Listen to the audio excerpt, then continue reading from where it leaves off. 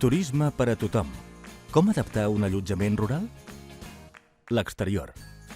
Els intercomunicadors i sistemes d'avís o trucada no poden ser a una altura superior d'1,20 metres i s'han d'indicar clarament amb un color contrastat respecte a la paret on es troben. L'entrada tindrà un ample lliure de pas de més de 80 centímetres, amb portes corredisses o abatibles. Les portes de vidre se senyalitzaran amb franges horitzontals o amb un logotip de color contrastat. Ha d'haver-hi, com a mínim, una entrada accessible per a tots els usuaris fàcilment localitzable des de la via pública, arran de terra, sense escales, amb rampa o plataforma elevadora.